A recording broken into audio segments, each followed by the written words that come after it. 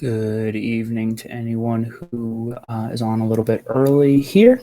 As we wait, I'm just going to open up our first poll of the evening. Feel free to take a look at that, and then we'll get going in just a moment.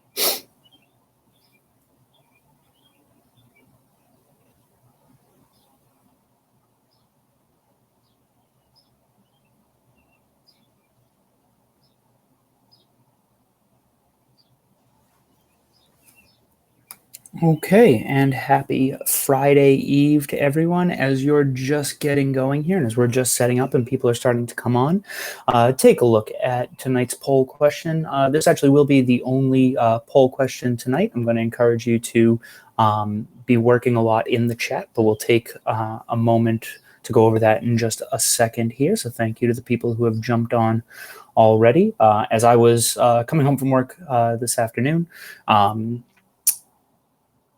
like I imagine many have been doing over the course of the last year, I've been working out in my apartment a lot. So I can't get too mad about this because I'm jumping around and doing a bunch of stuff. So maybe I'm rude to the people below me, but I can't tell if the people above me are just moving out or what it is that they're doing, but they are certainly noisy. So would you rather have some noisy neighbors or some nosy neighbors? Flip that around. While you're taking a moment to look at that, just a reminder, and I'll hide this for a second, just a reminder that if you are working in the chat with us this evening, be sure to say hi to our TA Gayatri, who's going to be in there helping us out, and make sure to really looking forward to your participation in there. Definitely ask questions, but certainly answer a couple as we work through tonight's work. Just be aware that that your name and likeness may be available on this recording, so do be aware of that. Seems like a good portion of you would prefer noisy neighbors. I agree. Personally, there's nothing that I hate more than someone knocking on my door, because nobody should ever be knocking on my door. I'm in an apartment building. I don't know anyone. If they're coming in, then I know that they're coming. Nothing's worse than someone knocking on a door when you don't expect them to be. So it does look like a good portion of you would rather those noisy neighbors. Let's take a moment to look at our work this evening. As always, be sure to check us out at Thinkfiveable. We've been doing a great job of really building this community over the last few weeks, over the last month or so, as we've gotten into the meat of our CRAM season, and we're just a little bit still a ways away from the actual AP season, but definitely helpful to be doing this work now.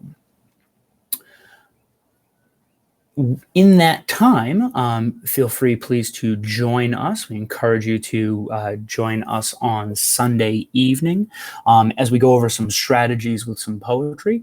And as you might have caught as you were coming in tonight, we're focusing on some fiction and thesis writing strategies, some fiction reading and some thesis writing strategies. So I hope that you are starting to, I hope that you've been with us the whole time. That's awesome if you have. If you're catching up on the streams later after they're recorded, that's great too. Anything that you can be doing to better yourself and better the work that you're going to be able to bring into the exam is fantastic. And so we definitely want to help out with that.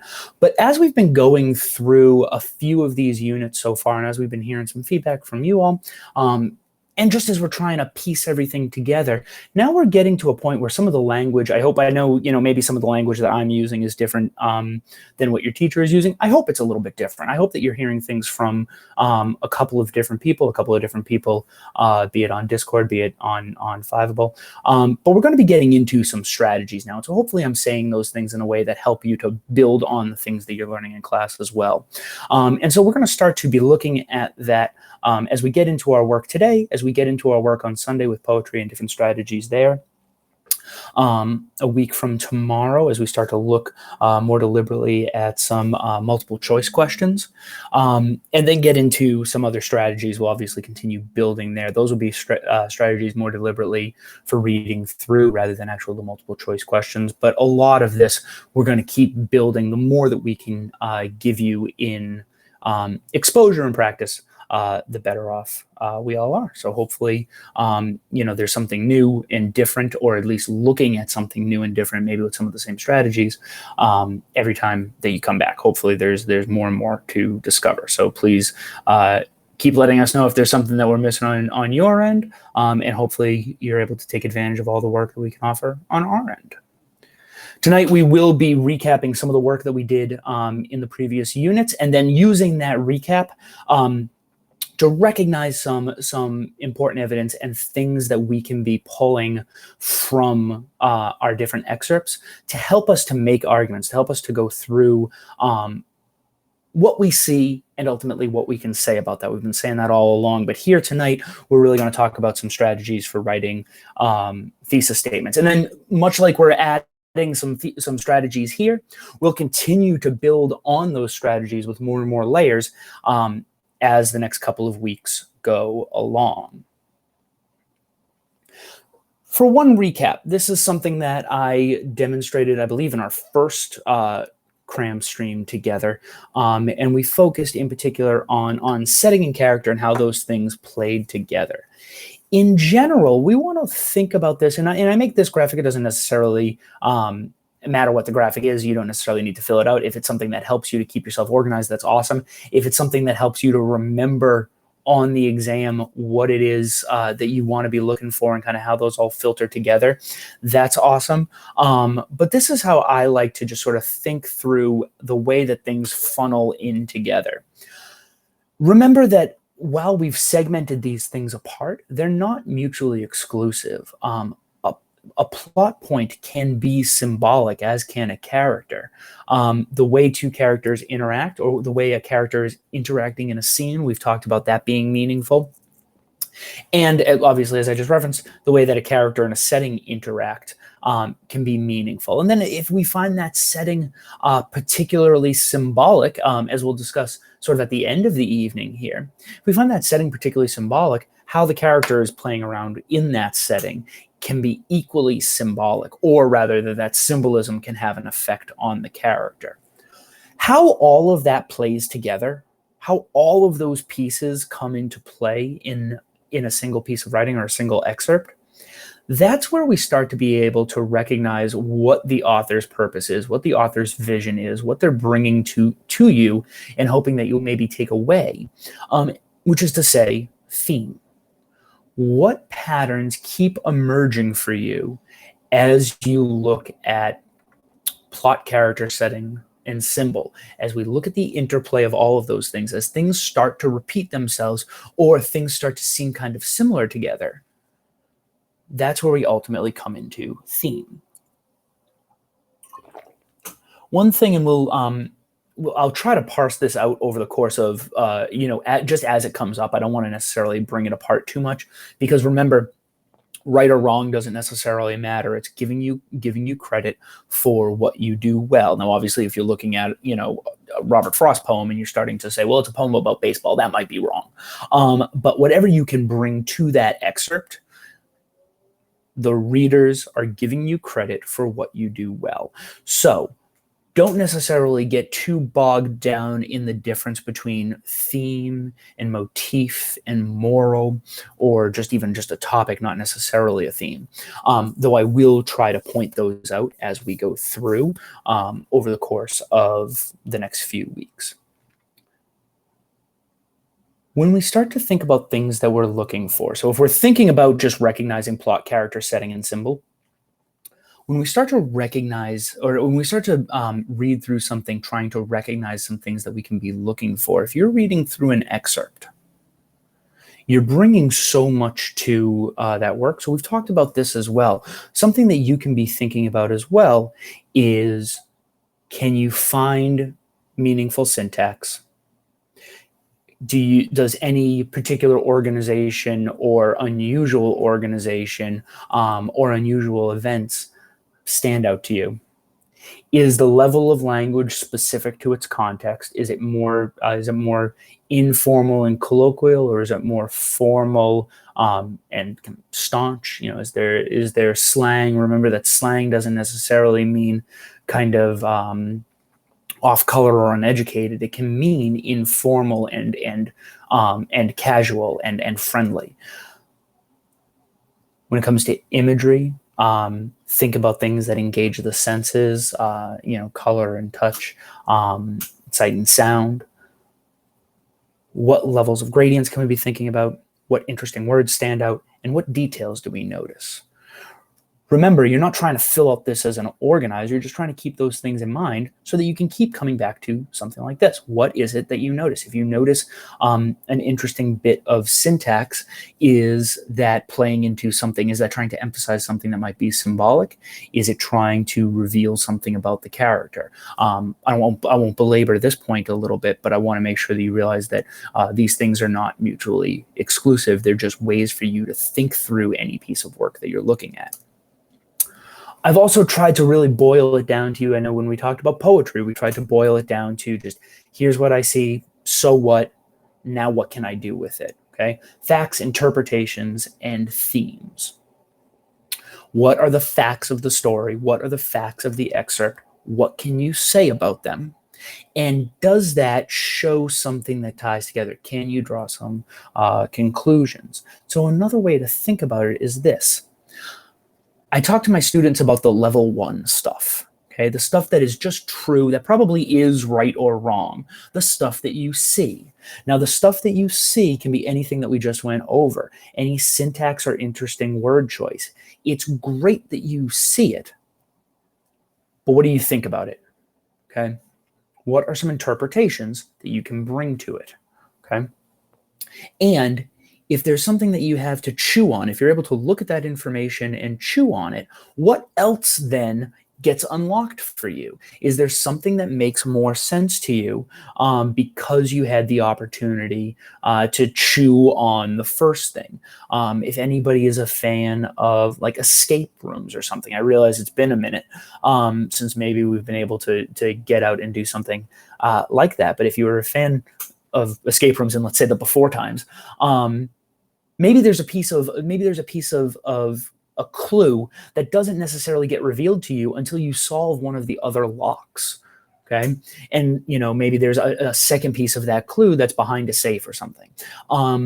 If you're trying to do any sort of, and I'm not going to start talking about math or I'll be way off topic, but if you start thinking about solving for multiple variables, you have to solve for the first thing first, and the second variable once you have that first piece of information. And so the same is true for reading. If you're able to chew on one thing, it may help you to understand another. That level 1 stuff is important. You want to be able to use it to help you to showcase what you do well. But then more importantly, you want to be able to ask yourself, so what? And you want to show the reader, so what? Think about the reader saying to you, okay, you showed me that interesting word, so what? That's where you get into the good work that you can do with showing what you do well. Okay. And again, ask yourself, okay, I know this, I've written one really good paragraph.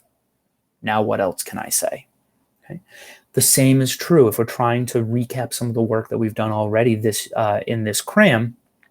Remember, here's what is the basic stuff. I chose plot here, but plot is equally important to character, to setting. Okay, it's here's what I see. Here's what I see about the plot. Here's what I see about the word choice. Here's what I see about this character.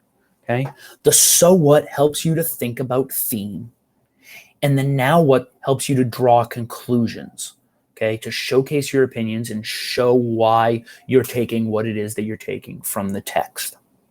I want to take a moment, and I won't get too much into it, but for my students who, when I talk about this level 1, level 2, and level 3 stuff, there are plenty of resources online that will tell you, your various different summary sites that will tell you what the themes are in any given work.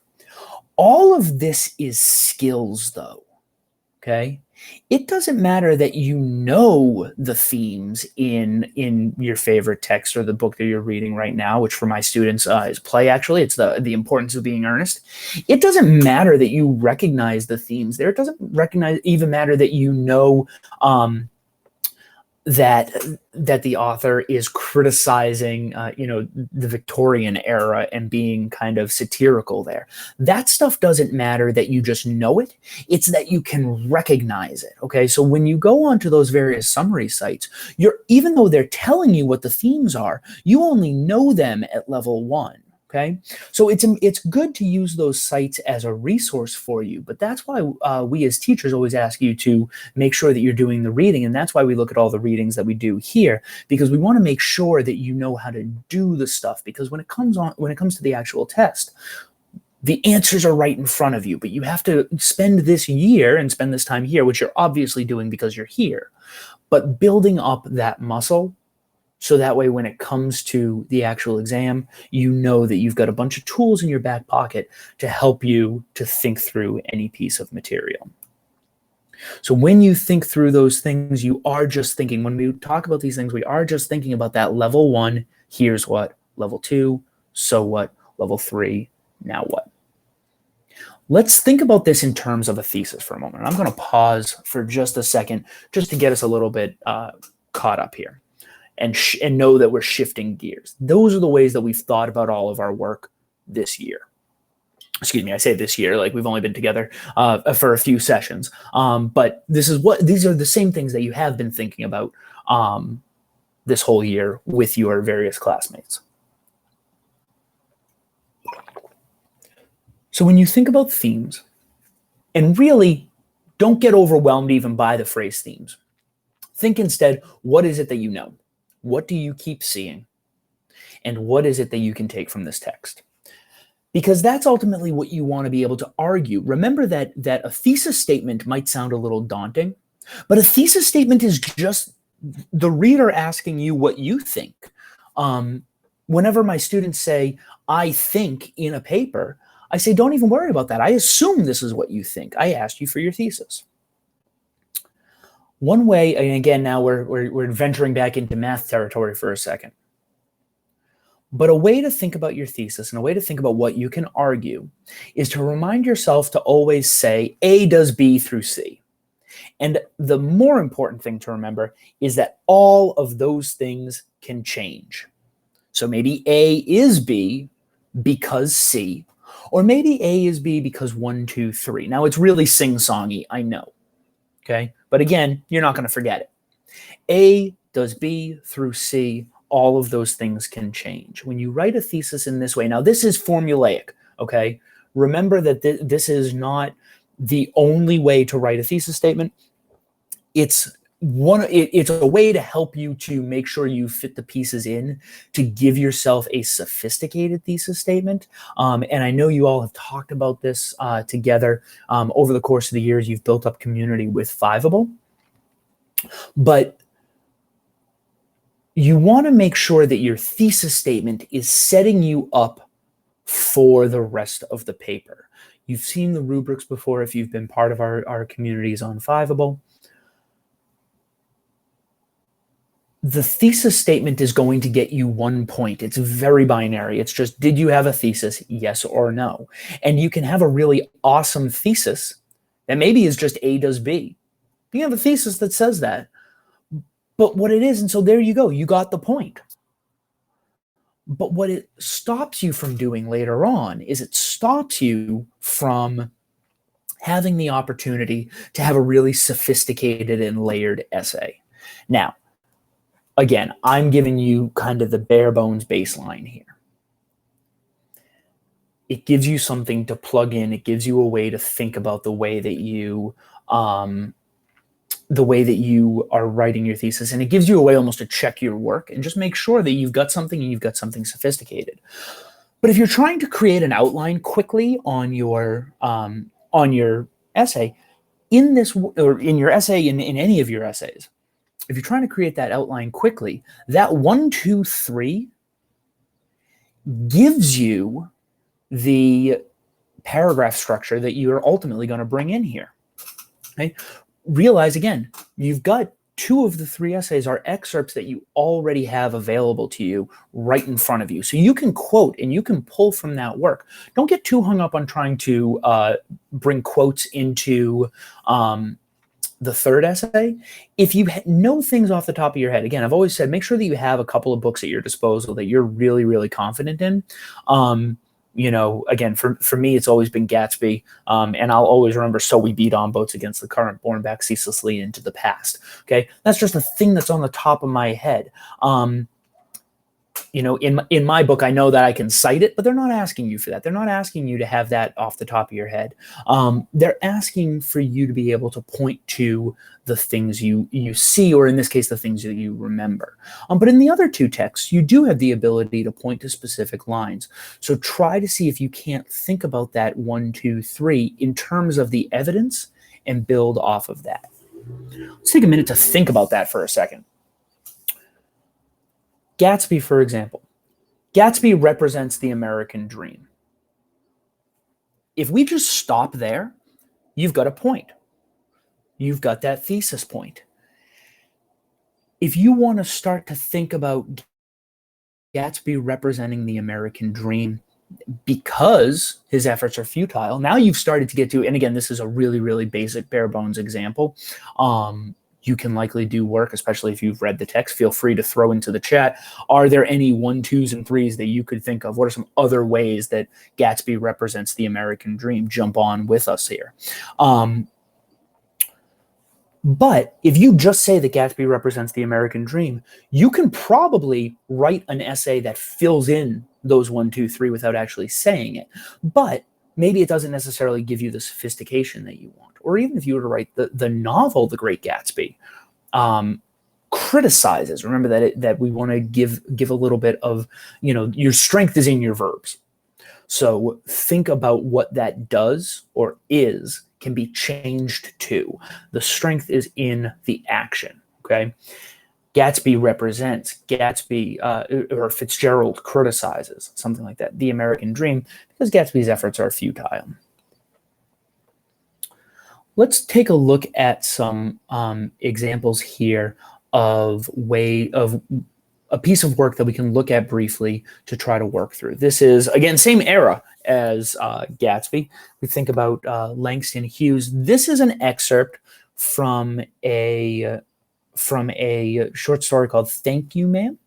And so I've taken a couple of pieces here, and while it's a short story in the first place, it is particularly long to work through together here entirely. So I wanted to take a few moments just to focus on the here's what, so what, now what. Here's what I see, and here's how we can bring it together. Take a moment. I'm taking a look first off here in the chat for a couple of ways, for a couple of the 1, 2, 3s that people are adding in, and they look pretty solid. While I take a look at some of those, you take a look at these examples. If you notice this ellipses about halfway down under Roger, if you notice that ellipses, that is a deliberate break. I jump ahead in the story here. Oh, pardon me. I jumped ahead in the slides a little bit too. So I am jumping ahead in the story. Skim through this, thinking about some of the ways that you can notice some important language or some important relationships at level 1, and try to think about a thing you could say about them at level 2.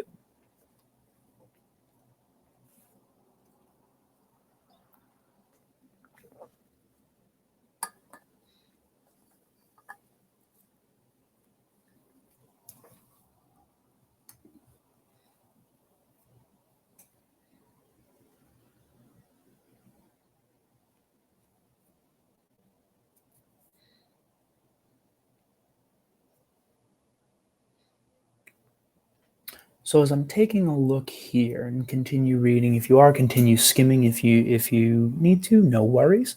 One thing that I want to shout out, I really appreciated the the change from a couple of our comments on the thesis for Gatsby. His path of logic can equally be futile, and I enjoy that. I like Tiana has a full thesis here added into the chat, which does exactly that. It changes up all the words. Gatsby emulates the American dream, American culture. He encapsulates the American dream and American culture. Gross consumerism is certainly something that is being critiqued a little bit. We can also then, if we want to go off of that gross consumerism, we can take it and flip that back to Tom and really change every word in the thesis. There's plenty that you can do in this to be thinking about different ways to plug in a lot of the same language, and you may even find that yourself. And that's where even that 1, 2, 3 can come in handy, and where that 1, 2, 3 line of thinking can help you to make your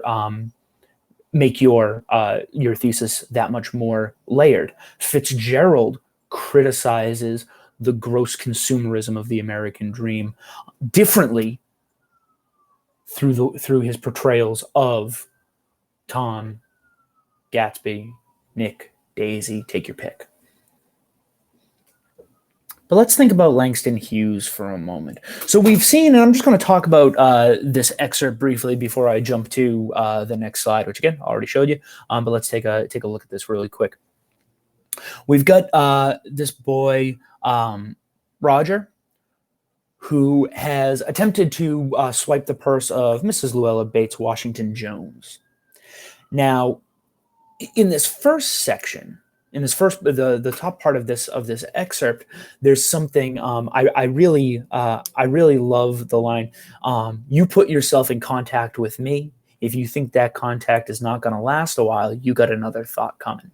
So he's gone out of his way to inconvenience Mrs. Luella Bates Washington Jones, and she's going to make him pay for it. And that's definitely the tenor of that first part of the excerpt.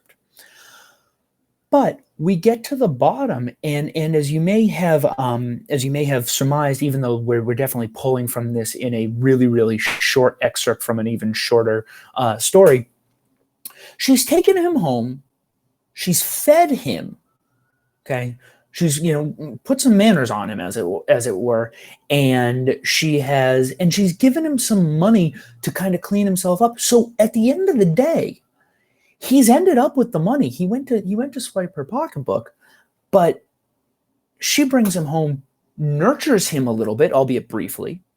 That contact changes. There's a lot that we can say there. If we've been thinking about character, if we've been thinking about tone, if we've been thinking about setting, and if we've been thinking a lot about motivation, these characters come into play with two different motivations. One character just wants to mind her own business. The other character wants to get some money. And those things switch. Instead, Roger wants to get out of the situation. But Miss Luella, she's going to make sure that situation continues, and she's going to make the best of it. And Roger comes out of it, but he also obviously comes out with a lesson. He comes out with a little bit of care and compassion. And there's a reversal. There's an inversion that happens there. So take a moment. I'm just going to give a brief moment. What did you see here? And again, I understand that you haven't seen all of it. I hope that my summary suffices. What can you see here that you might be able to use to at least give yourself an A is B, an A does B, and can you get an A does B through C? Throw that into the chat for a moment, and I'll sit here and wait just a second on you.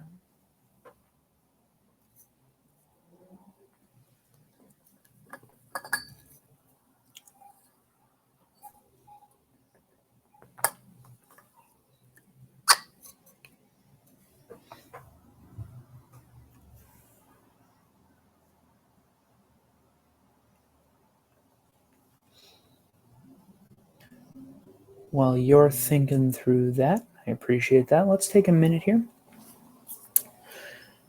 Hughes. Now we've changed it. We could just start with Roger here. I'm going to start with Hughes. I would, if you're trying to jump in, if you're struggling to jump into the chat here with any ideas, maybe start with Roger. Hughes creates a sense of tense dissonance with paradoxical events. Now, I used the word when I was just talking to you. I used the word inversion. When it comes to it's this reversal, okay, I'll throw in here a little bit just to think paradoxical is something that is intended to happen, but the opposite thing happens. Dissonance, we tend to think about in terms of sound or feeling. Tenseness, we start to think about in terms of just being uncomfortable, okay, or tight.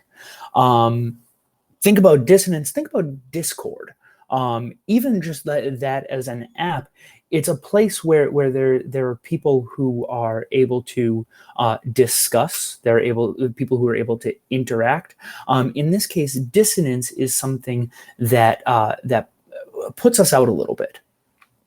So Hughes makes us feel a little put out by these events that are opposite. And so we feel Roger's tenseness right away. And maybe we don't in that exact excerpt, but we can at least recognize that he might be tense because we know that it starts, or at least the excerpt that we chose starts with him being yelled at. And the amount of things, I'll tell you, you're going to do a really good job, and I want to hype you up. You're going to do a really good job on the test. I know that. But for all the things, all the other stuff about high school, the things where you just try, sometimes you do things to make sure that you're not getting yelled at, that thing doesn't go away. You do a lot not to get yelled at. And Roger does a lot of things just not to get yelled at. He wants to get out of this. He's uncomfortable. But the way that he wanted to just get in and get out. And so we might also feel bad for Miss Lella, who's been a near victim of a robbery. We might feel bad for her too. So there's some tenseness there as well.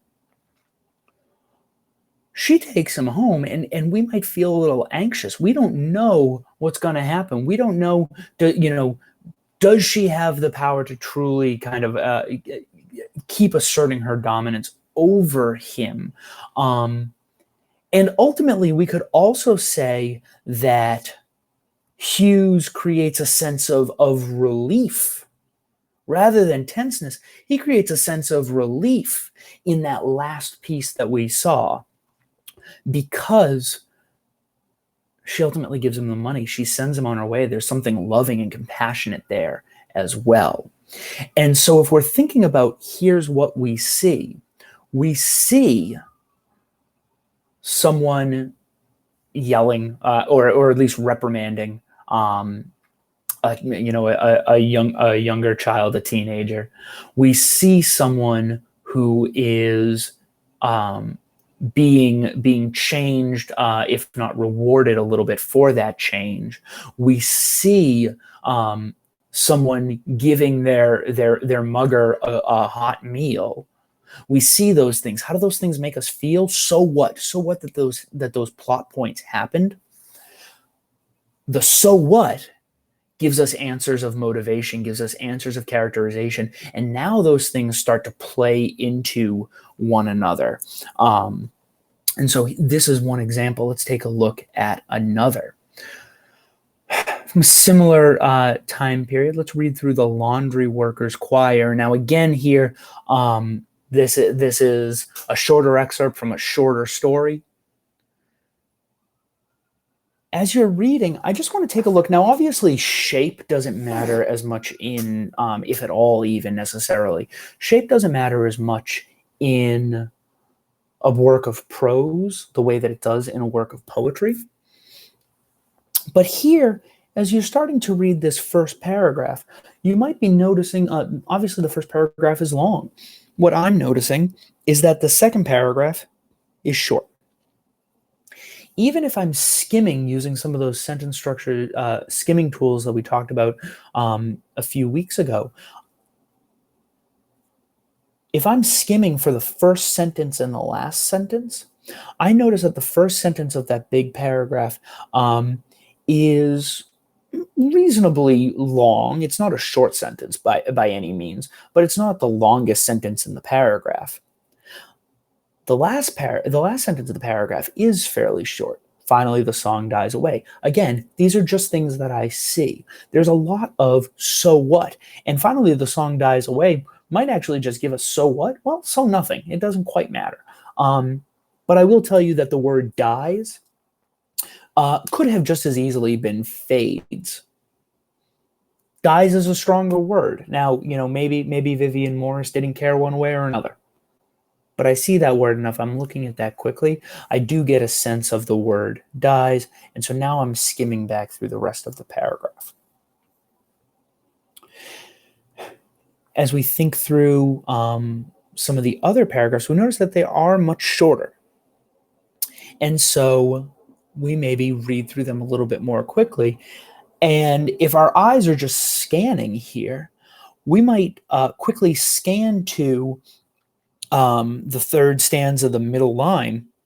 If you're looking at the beginning of that quickly, my iron lord. Now, if we're reading here where it's a laundry worker, it's a laundromat, or some sort of maybe a kind of an ancestor to a dry cleaners, but the people who are working there are all singing together to pass the time. And there's many mentions here of lunchtime as we start to read through here. If we start to read a little bit more closely, there's a few mentions of lunchtime coming up.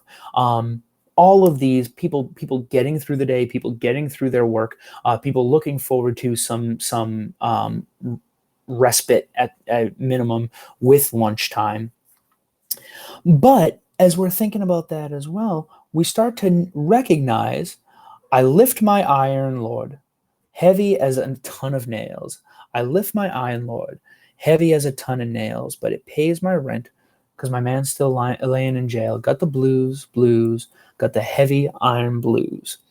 And so we take a look back at the rest of some of this language, and we've noticed vernacular language that is meaningful of a time or place or era. And so there's a little bit of that diction. Again, if I'm thinking through this, I'm probably thinking through that solid organizer or acronym that we used before. There is some interesting syntax that we just talked through. Now, we're not trying to necessarily do the practice with that organizer, but in my head, as I'm taking a look at this passage, I'm thinking about language that I realize is solid language. We looked at some syntax. The organization matters in so much as the paragraphs could be interesting to us. The level of language is vernacular, and there's some diction that falls in there as well. We pointed to dies, but we also pointed to blues. So there is this underlying melancholy that might exist, but melancholy that kind of comes with labor. So think for a moment, and I'll give you another minute. What is an argument you can make about just this excerpt from this short story? Take a moment, throw that in the chat. If you do have a moment, I'll share mine out as well.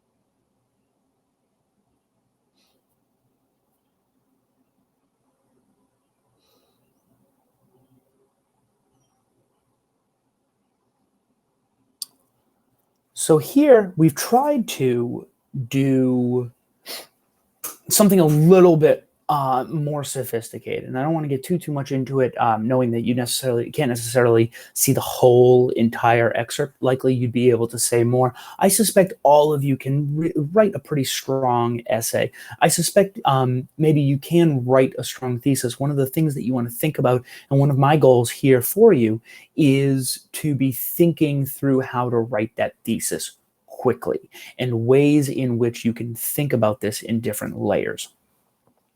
So we talked about our author, Vivian Morris. We also talked about, I used that word vernacular. Okay, we talked about that.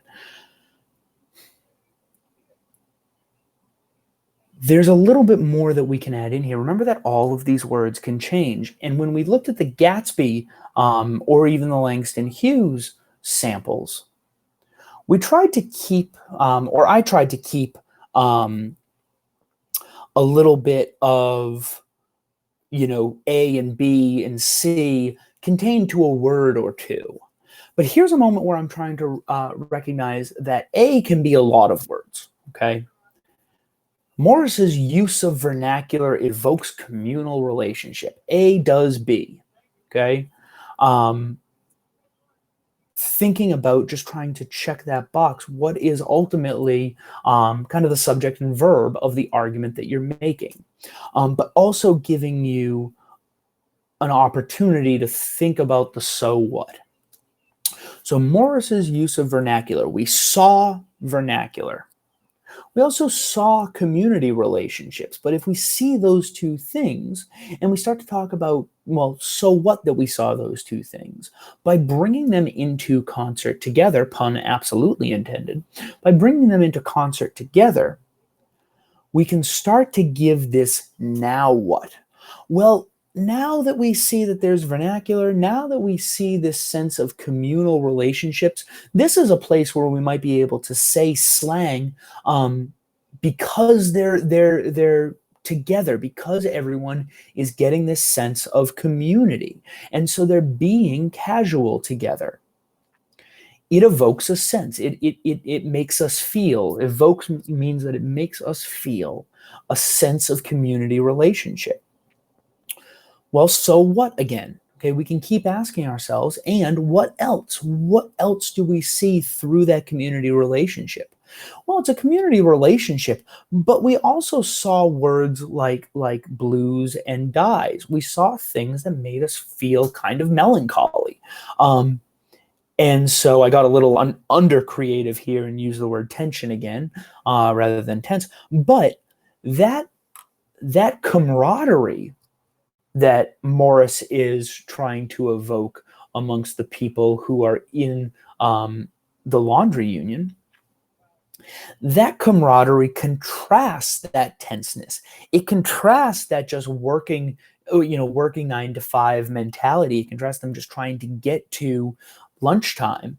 And then even if we wanted to talk about the word lunchtime, we could write this whole thesis, we could write this whole essay around the word lunchtime, because it's the thing that breaks up the day. So is the song. The song helps them to break up the day as well. And so there's a passing of time that happens in both. And so again, we can try to go through A does B. Morris represents time in a number of ways. First by lunchtime, second by singing. And now maybe we haven't been able to go through all of that 1, 2, and 3. But you can also go A does B, because C, and C can be one thing. A does B can be 1, 2. A does B can be because 1, 2, 3, 1, 2, 3, 4. The more sophisticated your thesis and the more layered your thesis, the more sophisticated your essay, because you're going to have more that you can talk about. And as long as you keep relating it back to that thesis, your essay is strong. It's not rambling, it's nuanced, it's layered, it builds upon itself. I think about your thesis like the spine of your paper, and each paragraph being a different body part.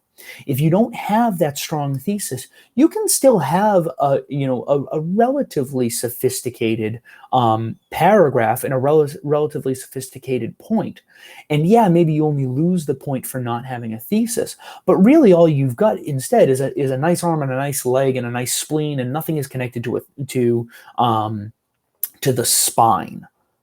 Without the spine, you don't have the full body of your paper. I don't actually know if the spleen is connected to the spine, but I think you get my point. You want to make sure that there is a through line running through your entire essay, and the strength and nuance of your thesis statement, the reasons and observations that you can make help to strengthen that argument. Let's take a look at The Ones Who Walk Away from Omelas by Ursula Le Guin. I'm going to read this one out loud here. I've asked you to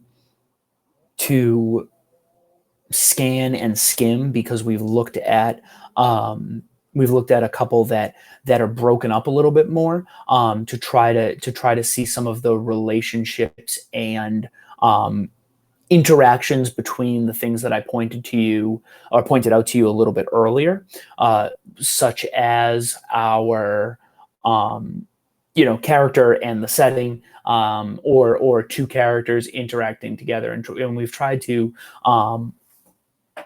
look at those pieces and try to recognize what we see and how it sort of interplays with one another. But here I want you to be thinking more about tone. So if you feel so inclined, throw a few tone words.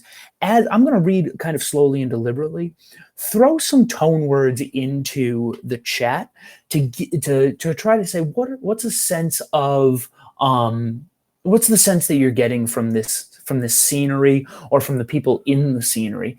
And even more so, if you want to throw that sort of "here's what I see" language, what word makes you feel that way? Most of the procession have reached the green fields by now. A marvelous smell of cooking goes forth from the red and blue tents of the provisioners. The faces of small children are amiably sticky. In the benign gray beard of a man, a couple of crumbs of rich pastry are entangled. The youth and girls have mounted their horses and are beginning to group around the starting line of the course. An old woman, small, fat, and laughing, is passing out flowers from a basket. A tall young man, wear her flowers in their shining hair. Sorry, that should be wear, W-E-A-R. Sorry for the weird copy paste. A tall young man wear her flowers in their shining hair.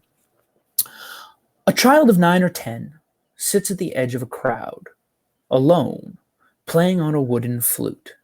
And I take a moment here, again, just to think about first this description before we move into this moment of the word alone, which might indicate to us a quick shift. Again, this is a large piece of text, but there is a shift here just in that word alone. Okay? It's a little depressing, and there's something about the syntax of just that comma, alone, comma is making us feel. Le Guin goes out of her way to write that the child is alone. A child by themselves is not necessarily, especially in this beautiful festival here. A child of 9 or 10 doesn't necessarily make us feel like there's a shift, but the word alone in the syntax therein does. People pause to listen, and they smile, but they do not speak to him, for he never ceases playing and never sees them. His dark eyes wholly wrapped in the sweet, thin magic of the tune. I'll pause there to give a moment for the chat to maybe blow up a little bit here.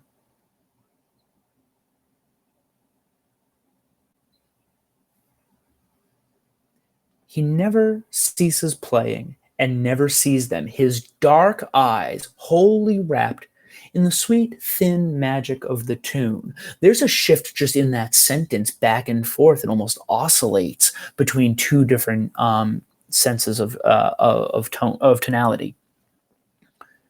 He finishes and slowly lowers his hands, holding the wooden flute. As if that little private silence were the signal, all at once a trumpet sounds from the pavilion near the starting line. Imperious, melancholy, piercing. Now Le Guin has given us a little bit of the sense of it in the first place. She's kind of tipped her hand. The horses rear on their slender legs, and some of them neigh in answer. Sober-faced, the young riders stroke the horses' necks and soothe them, whispering, "Quiet, quiet, there, my beauty, my hope." They begin to form in rank along the starting line. The crowds along the racecourse are like a field of grass and flowers in the wind. The festival of summer has begun. Now I'm taking a look here in the chat. Thanks for jumping in there. I see procession bringing us to celebratory. There's definitely some celebration that's here. Obviously, we get to the end. It's the festival of summer.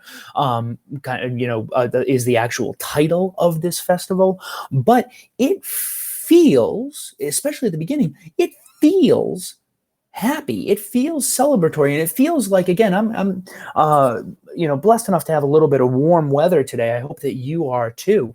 But while it was raining this morning, I walked out without a jacket on after work because it was 65 degrees and sunny. It was really, really warm, and it's beautiful. I'm sitting here with the windows open now, but it's not summer. I mean, it's still March, right? There's a little bit of false spring. I hope that that's not the case, but I'm cautious that it is fall spring, and that's a little bit of the sense that we get here as well. It's kind of windy. It's maybe along an ocean. You can almost hear banners snapping and flags snapping along a coastline.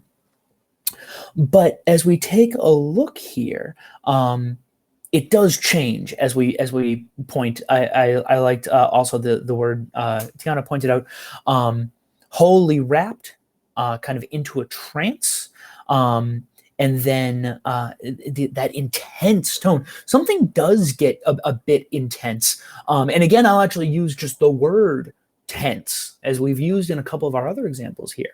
But I see a bit of an argument from Vacha here. In the beginning of the excerpt, the tone is jovial, but when the author describes the boy who is alone, the tone is melancholy.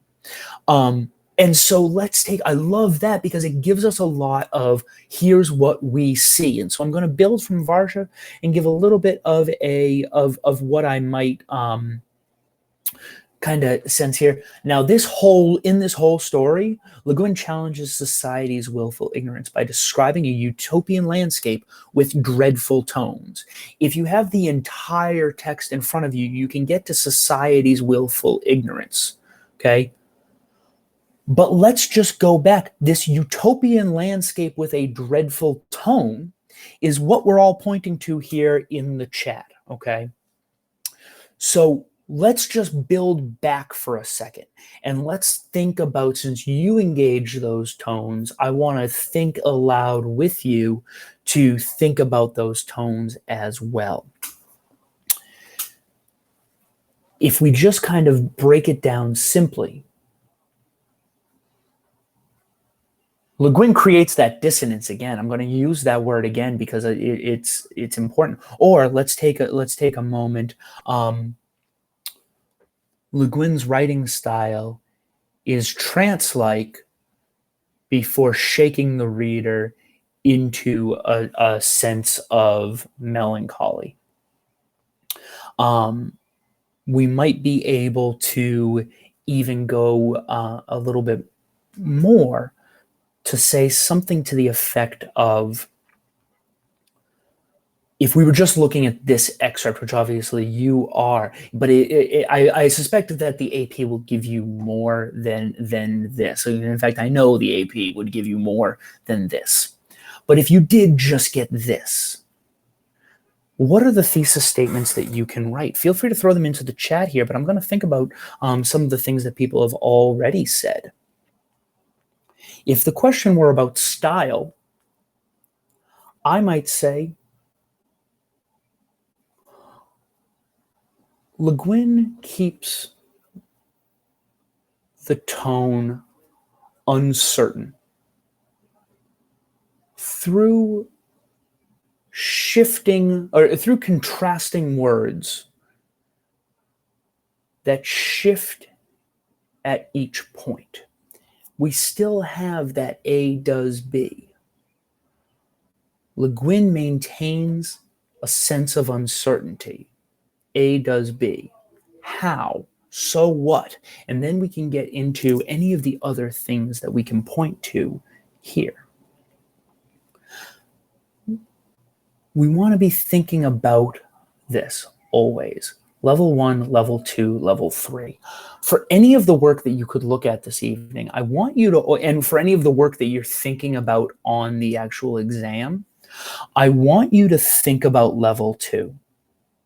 Really challenge yourself to make sure that you're saying something that is evaluating what you think about the text that you're looking at, okay? You want to get to level 3 if you can. You want to be able to say things about the world if you can. And part of that, even your A does B through C, A is sort of level 1.